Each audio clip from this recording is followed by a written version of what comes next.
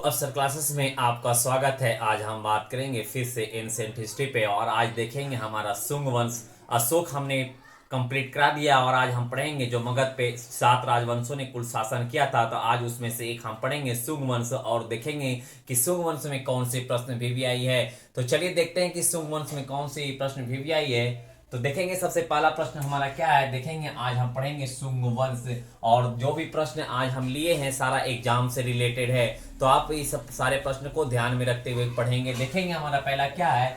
मगध पर शासन करने वाला गैर क्षेत्रीय राजवंश था। जो हम देखेंगे जो शुंग वंश थे जो पहले ये एक गैर क्षेत्रीय राजवंश एक ऐसा था जो गैर क्षेत्रीय था जो मगध पर शासन किया था। देखेंगे कौन था। अब देखेंगे पहला जो हमारा इस वंश के संस्थापक कौन है तो पुष्यमित्र थे। कौन थे?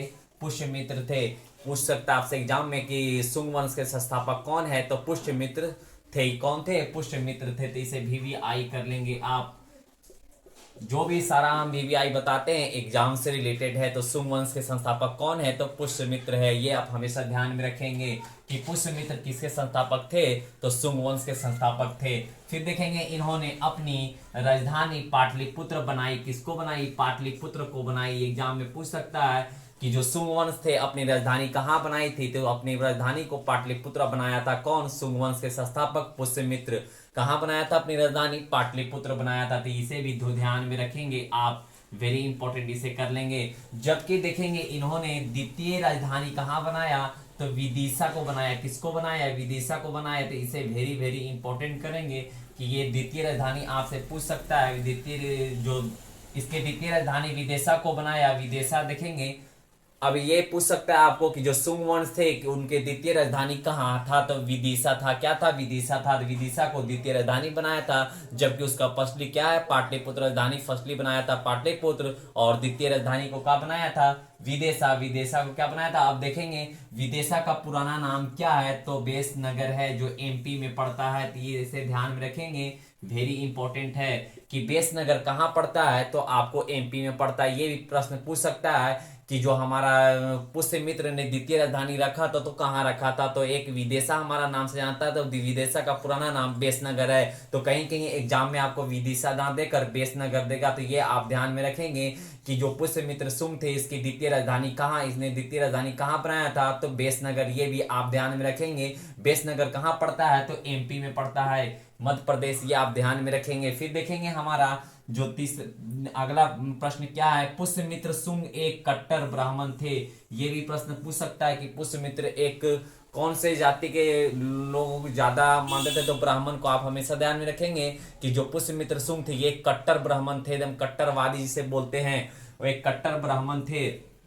फिर देखेंगे इन्होंने बहुत बौद्ध स्तूपों तथा मठों को ध्वस्त कर दिया था। कौन? पुष्यमित्र जो थे उन्होंने बहुत सारे बौद्ध स्तूपों को और मठों को ध्वस्त कर दिया था, तोड़ दिया था। कौन? पुष्यमित्र ने। ये हमेशा ध्यान में रखेंगे। ये एग्जाम में ये भी पूछता है कि बौद्ध मठ ये बौद्ध स्तूप और मठों को ध्वस्त कौन से मगध पे राजा शासन जब कर रहा था तो ध्वस्त किया था। तो आप हमेशा ध्यान में रखेंगे पुष्यमित्र जो शुंग वंश के संस्थापक थे। फिर देखेंगे जो अगला हमारा है पुष्यमित्र शुंग ने मगध प्रदेश की सांची स्तूप की। एक जो मगध प्रदेश में एक सांची स्तूप है उसे बनवाया था। तो देखेंगे किससे बनवाया था। देखेंगे खिड़कियों को तांबे का करवाया था। किससे? तांबे का करवाया था। जबकि भरहुत में एमपी में एक जगह है भरहुत, उसका स्तूप खिड़कियां को पत्थर से करवाया था। तो ये प्रश्न दो पूछ सकता है आपसे कि जो पुष्यमित्र शुंग ने मगध प्रदेश की सांची स्तूप को किस चीज से बनाया था तो मगध जो सांची स्तूप को बनवाया था तो उन्हें तांबे से बनवाया था और जो भरहुत एमपी में पड़ता है उसे पत्थर से बनाया था। तो ये एग्जाम में दो क्वेश्चन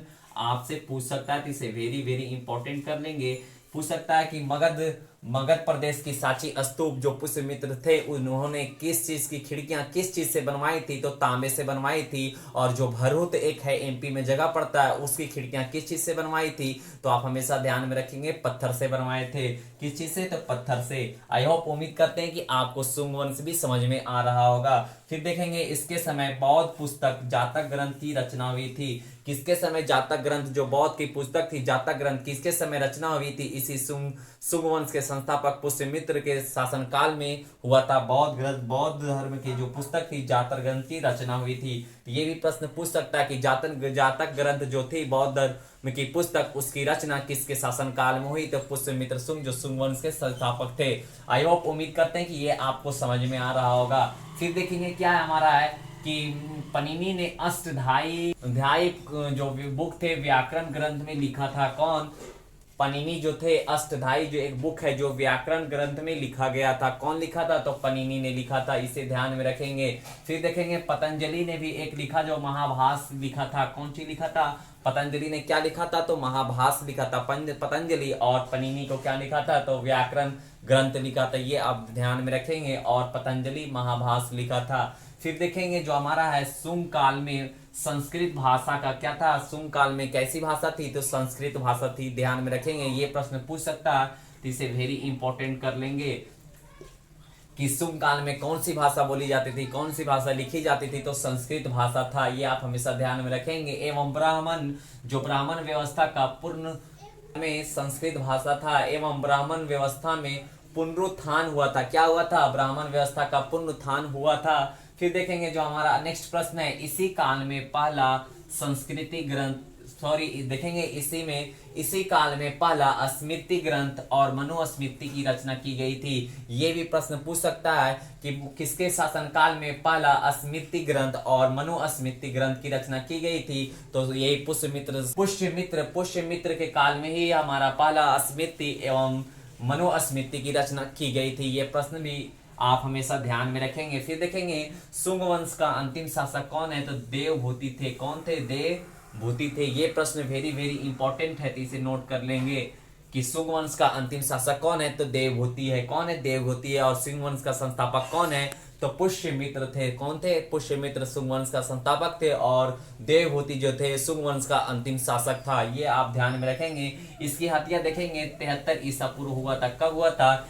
जो देवभूति की हत्या कब हुई थी? तो 73 ईसा पूर्व हुआ था। इसके जो अमात्य थे कौन थे? उसके अमात्य वासुदेव ने कर दिया था। कौन किया था? जो हमारा देवभूति की जो हत्या किसने की थी? उसके अमात्य जो 73 ईसा पूर्व में वासुदेव ने कर दिया था। और देखेंगे तथा कन्नौ राजवंश की स्थापना कर दिया।